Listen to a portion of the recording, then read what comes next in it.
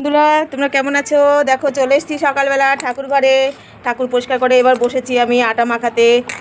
আটা মেখে আমি রুটি করব, রুটি করে তারপরে আমি গোপালকে ভোগ দেব। তোমরা দেখতে থাকো বন্ধুরা। বন্ধুরা আটাটা একটু কীরকম মতন লাগছে, সাদা তেল দিয়ে একটু চটকালে খুব সুন্দর হয়ে যায়। এখানে আমি একটু ঘি দিয়ে নিয়েছি, দেখবা খুব সুন্দরভাবে মোলাম হয়ে যাবে। একটু চটকালেই খুব সুন্দর হয়ে যাবে। বন্ধুরা আটা অনেকক্ষণ রেখে দিলে যেরকম সুন্দর হয় সেরকম হয়ে গেছে। এক্ষুনি কিন্তু আমি আটাটা মাখিয়েছি আর একটু ঘি দিয়েছিলাম। এবার আমি রুটিটা করবো। বন্ধুরা আমি রুটি বেলে নিয়েছি, এবার আমি তাওয়াতে দিয়ে দেব। বন্ধুরা এভাবে আমি বেলে নিয়েছি, এবার আমি এখানে রুটিটা উল্টে দেব। দেখো রুটি বানানো হয়ে গেছে, খুব সুন্দর ফুলেছে।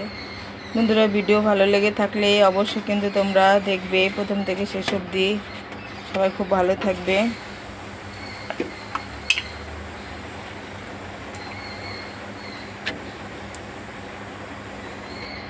আমি রুটি বানিয়ে ফেলেছি, এবার গোপালকে ভোগ দেবো। কী দিয়ে ভোগ দেবো? দেখো কী দিয়ে দিচ্ছি আমি গোপালকে। দিচ্ছি আজকে গুড় দিয়ে ভোগ দেবো।